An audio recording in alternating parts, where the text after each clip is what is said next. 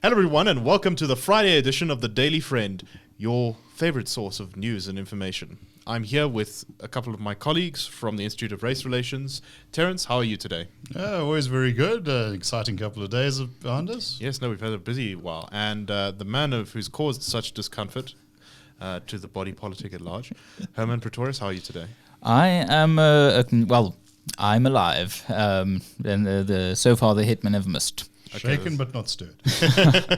And I'm Nicholas Lorimer, standing in for Sihle Ngobesi, Big Daddy Liberty, while he is out and about traveling the country doing the work of the IRR. So let's kick off with some news about ourselves. For those who may not be aware, the IRR, or rather Hermann specifically, wrote a piece calling for Musi to resign and Alan Winde to be the next leader of the DA, which has caused a bit of a firestorm and has ignited some conspiracy theories about what the IRR is up to, including that, according to Mayor Herman Mashaba, his theory is that we want to keep the ANC in power so that black people remain poor. And the accusation by Chief Whip of the Democratic Alliance, John Steenhuisen, is that we are using the money that people give us to fund internal candidates inside the DA. To buy delegates and stuff like that. Yes, to buy delegates. Says a lot of what he thinks about his party's electoral processes, doesn't it? Terence, you have some thoughts? You know, I've always loved conspiracy theories. I think it's because I came of age at the time of Oliver Stone's JFK and the X-Files. The idea that there's this shadowy, puppet government sitting in the background, pulling all the strings, or puppet master government. I never quite thought that I would be involved in a conspiracy theory, particularly not one which is, less about a global puppet master than about a Punch and Judy show. I mean, really, Hermann produces a piece on the Daily Friend as a filler while Sarah Gone is away. No disrespect to Hermann. It was a very good piece. And all of a sudden, we have the wrath of God descending on us, and we discover that we are trying to buy out processes and fundraise for a potential leadership challenge. If really we did have money coming in on that scale, I want to raise. Clearly, I haven't been reading my emails.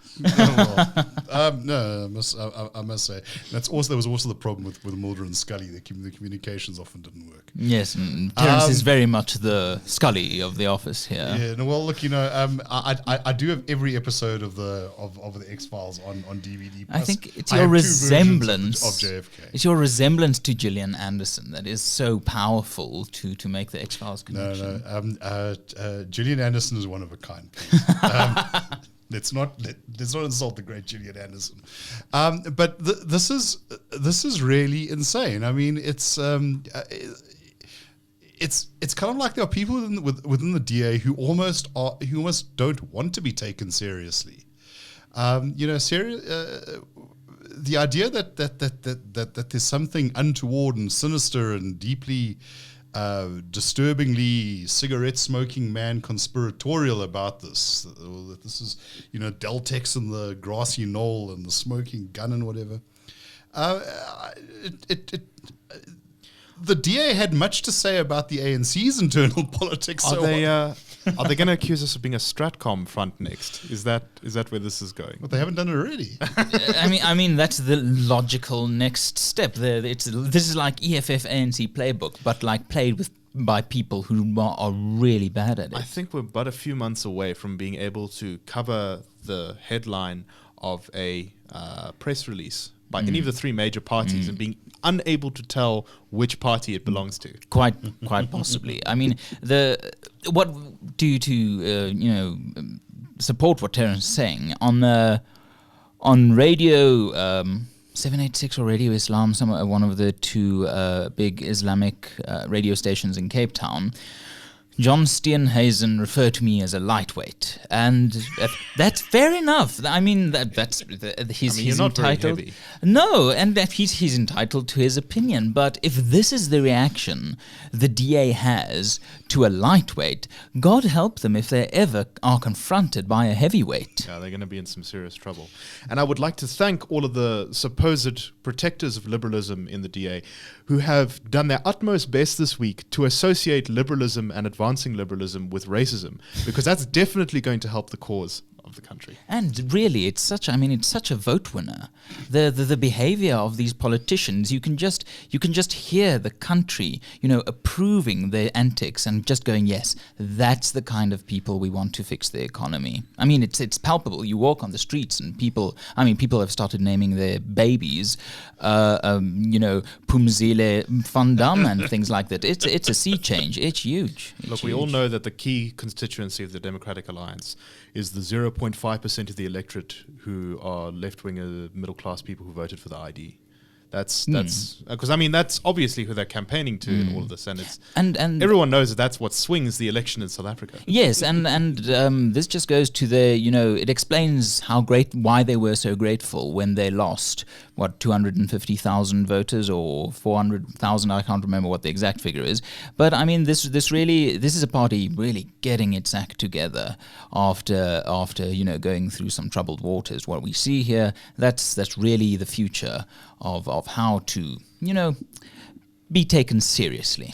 I would also like to ask the Democratic Alliance social media operators that they credit the photographs that we use next time, because they did use a photograph that I took of Terence and Hermann in the office for our Monday edition of the Daily Friend in their press release on Twitter. I think I was wearing the shirt, actually. Where they were attacking the Institute. So... this... You were... No, you've got to change shirts, otherwise everyone's going to think you just have one. No, but on a serious note, Nicholas, there's something very sad about this.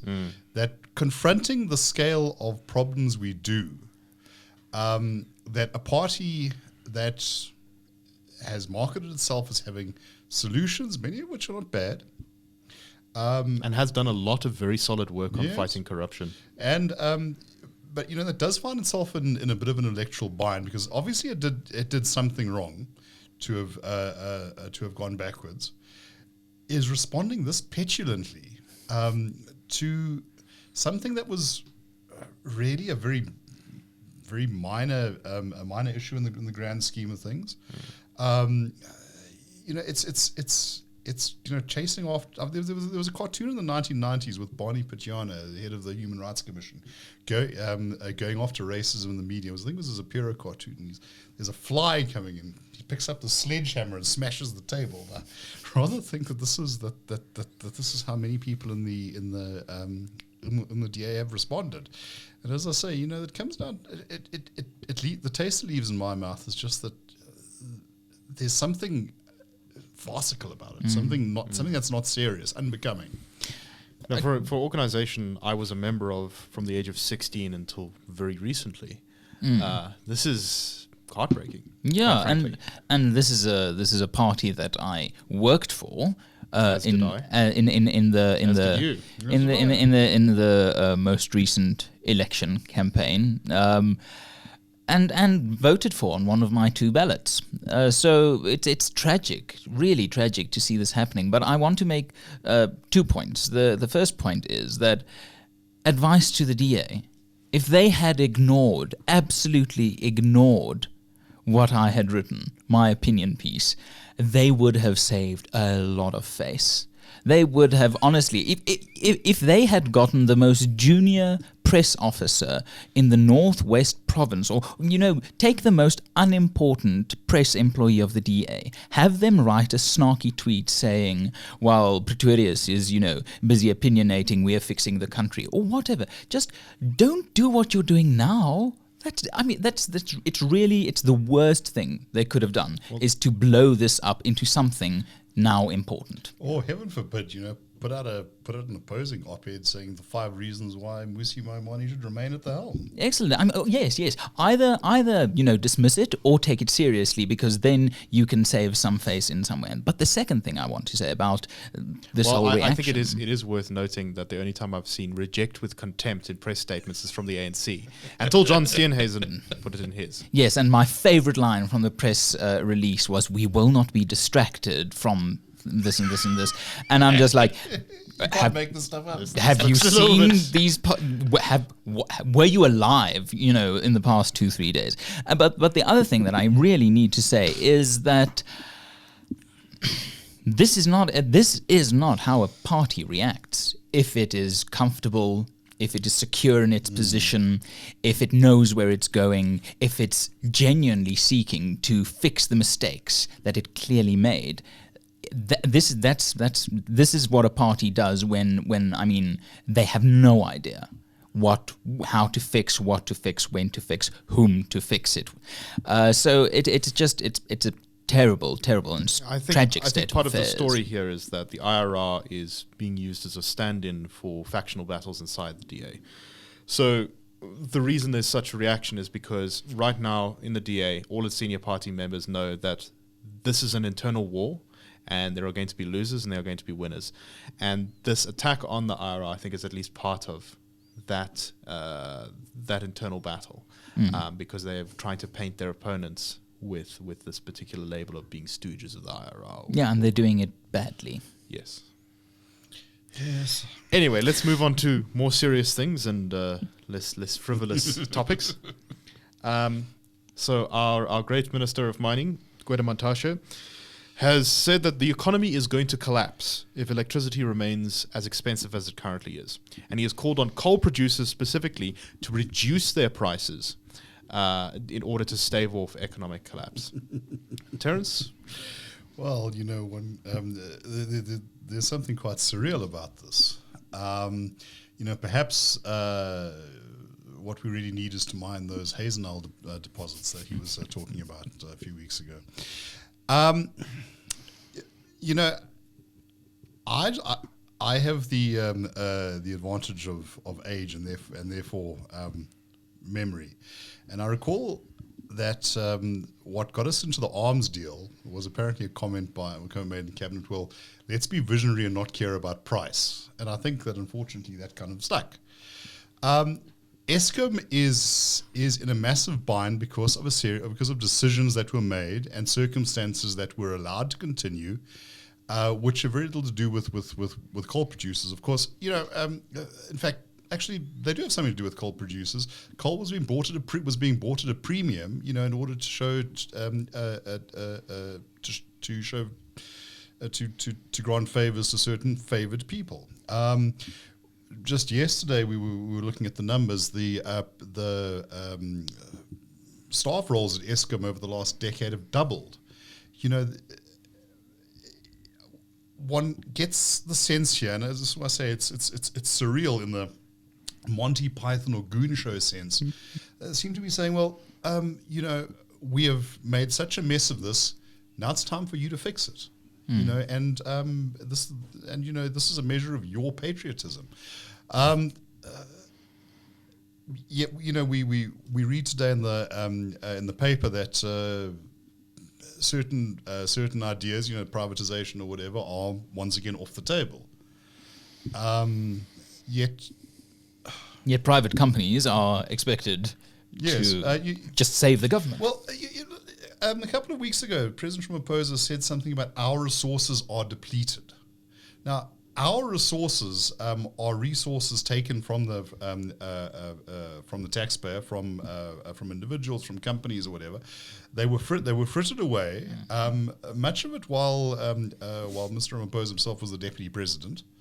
Where some of the people currently in cabinet were in positions of authority, and the idea is, well, now having wasted that, let's look at taking more. To wax a little philosophical, that social contract is being sorely tested. I think also one of the things that's going on here is that Gwede Mantashe seems to be under the apprehension that the cheap electricity that was available during the greatest years of economic growth during the ANC's rule, which was sort of the mid-2000s, 2004 to 2007, that period, that should be the norm. Whereas that was more sort of an anomaly, and this suggests that he doesn't really understand the processes that created that cheap electricity. Herman, what are your thoughts? Oh, absolutely. This very much reminds me of Bladen Zamanda a while back saying, the investors must stop their investment strike. They must stop withholding these mountains of cash from us. It's mean. And now the problem with that is it goes on the expectation that you're entitled to the fruit of someone else's labor. Or that the lack of investment is driven by malice. Yes, or that something went wrong. It's clear, but it's not the government. It's not that the government is making this country eternally benevolent government. Yes, it's not that the government is making this country basically uninvestable, or that they've taken a stable, SOE like Eskom and turned it into a joke. No, it's blame shifting. If you're a patriot, you will stop, withholding from us the money that you earned with the sweat of your brow. You will, if you're a patriot, you will, as a coal producer, stop caring about being able to pay the salaries of your workers. You'll ignore the economic reality of poverty, job losses, and economic collapse, and you will, commit to this grand national democratic project that you should buy into and pay with and pay for with basically your existence in your life. And Terence mentioned the figures. I've got them here in front of me. Installed capacity, this is a then and now of Eskom 2008-2018. Installed capacity up 7%. Electricity sales down 2.7%. Revenue up 350%. Average selling price up 373%. Coal purchases down 1.6%. Cost of coal up 438%. Employee costs up 210%. Number of employees up 49%. Debt securities and borrowing up 860%. To somehow now turn to the coal producers, I mean, a sector that saying that the mining and the coal sector of this country is on life support is an insult to people on life support. I mean, we are past the last rites now. I mean, they're basically looking God in the face at this point. So the idea that these people who have been pressurized and kept out of economic activity by corruption, by the Guptas, by state capture, that they must now bear the brunt of governmental failure. I mean, it goes beyond idiocy. It goes to cruelty. It goes to callousness, saying that if this country fails, it'll be you people, not us. It'll be you. Your patriotism was lacking. Your dedication to the cause was lacking. Well, very horrifying stuff. And moving on, we have across the border, of course, that great laboratory experiment of what South Africa could be if it adopted very particular economic policies, which is, of course, Zimbabwe, which has had its own version of expropriation without compensation and other such great ideas. And Herman, the president of Zimbabwe has said something recently. Yes. Quite interesting. The exact quote: "I'm aware of the pain being experienced by the poor and the marginalized." I'm sure they're very relieved.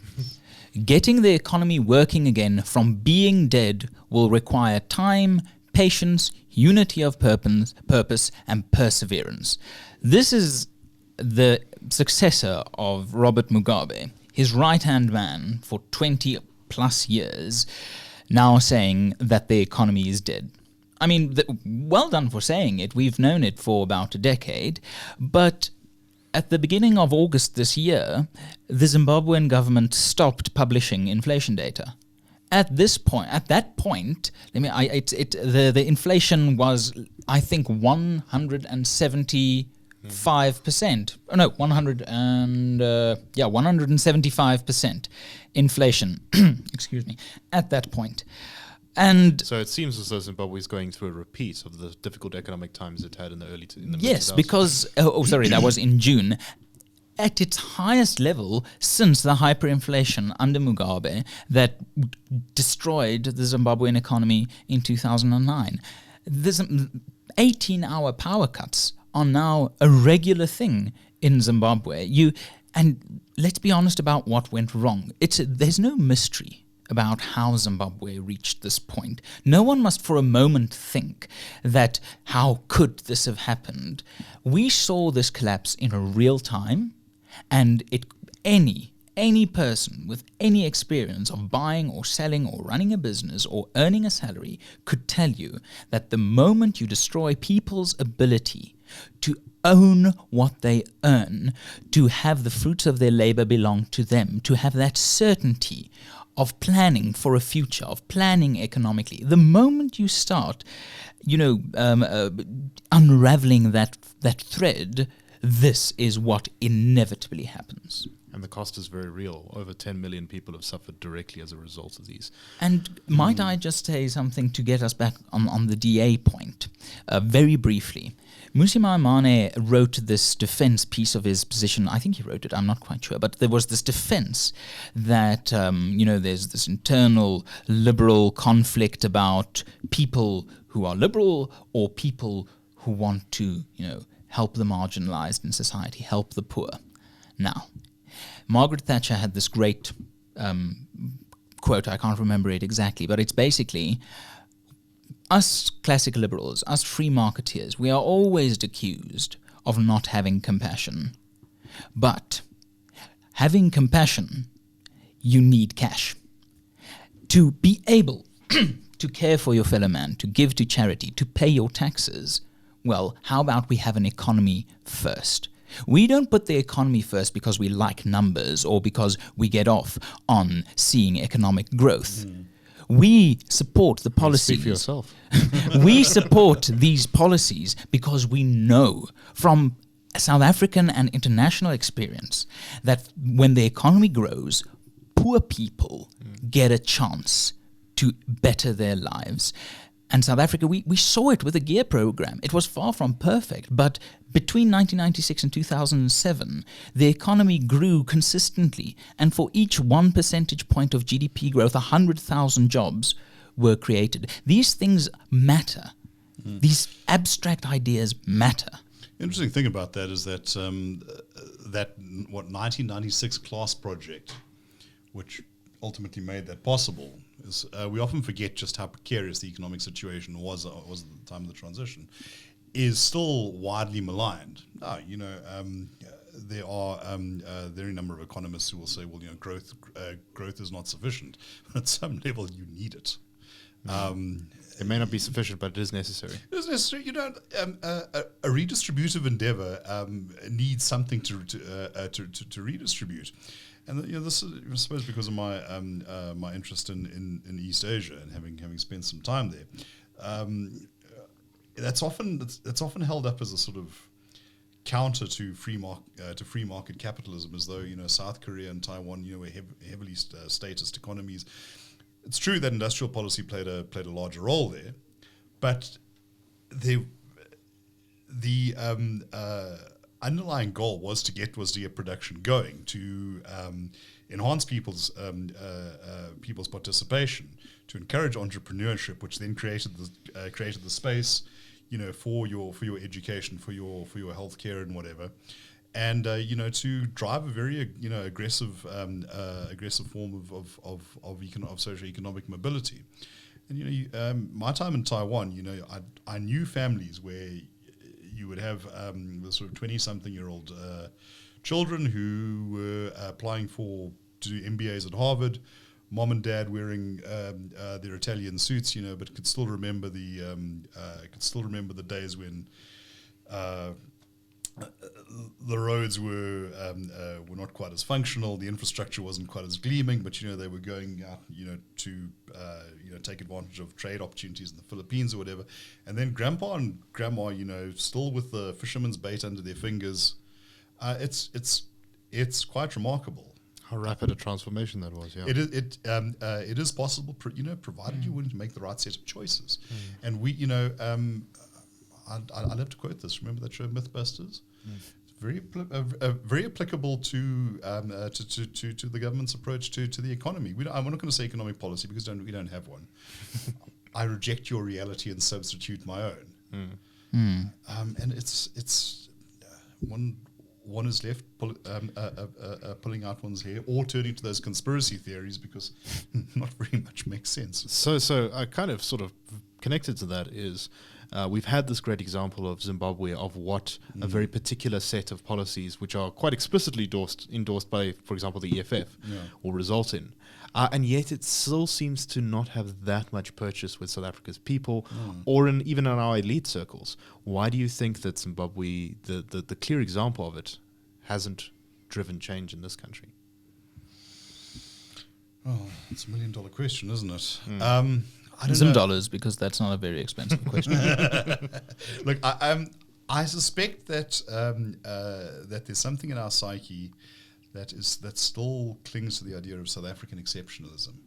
That yes, this for some of us this could never happen here, and there are reasons why you could make that argument. Much more sophisticated economy and whatever, and I think we're also a much more civically mobilized population. Someone once put it this way: South Africans don't like to be oppressed, and I think that there are differences. Then there is also the sense on the other side that we can basically take the ZANU-PF playbook and make it work, because basically the ideas are fine. And unfortunately, South Africa wouldn't be the first country to go down that route. I think Cyril Ramaphosa made, when he began talking about EWC, made some explicit claims along those lines, as though the problem with this story goes that the problem with land reform in Zimbabwe was not that they took away the farms from private individuals, but that the process got out of control, that it wasn't done by the book. Well, yes, you can. You can make those arguments, but even if we allow that is empirically true, given the state we have, not the mighty South Korean developmental state we wish we had, or the social democratic Swedish state that some other people wish we have a state that has not shown itself to be particularly competent, has not shown itself to be particularly effective, and has shown itself to be deeply, deeply compromised in many respects. I'm not sure on what logical train of thought we get from, well, if we apply a sort of Zimbabwe style process of grabbing, we'll just do it more within the framework of the law, and applying our impeccable administrative capacity to drive it forward, and we'll produce the Garden of Eden, as the president himself. Which of course, considering that our police struggle to control xenophobic violence, controlling something like mass land invasions does not seem to be within their capacity at the moment. Just to give you a chaser to that, the case of David Rachase, the Limpopo farmer, who has been trying to buy, doesn't want it as a gift, he wants to buy the state land he's been working for 30 years successfully. One of the issues there was precisely this. His land was invaded, and he was unable to move these folks off his property. One of the reasons because they were apparently able to argue in court that he's not the owner. He doesn't have that right. And apparently he's had to actually leave because he fears for his safety. There's something that is so bizarre, so shameless about that, so dystopian. If you'd like to hear more about the Rachase case, please check out our Monday edition, so that would be the 30th of September edition of the Daily Friend podcast, in which we discussed that issue. Terence gave a brief explanation of it. Anyway, I think that about wraps it up for today. A little bit down on this Friday, unfortunately, but hopefully we'll have a more lively, exciting, jolly week next week. Maybe we will. Thank you very much for watching. If you would like to support the work and the opinions and the research and the analysis that the IRR gives out. And if you want to buy DA elections. Or not. Or rather not. Naughty, naughty. Please SMS your name to 32823. SMSs cost R1. Terms and conditions apply. Or you can go to the website at irr.org.za/join. We'll see you on the next edition of The Daily Friend.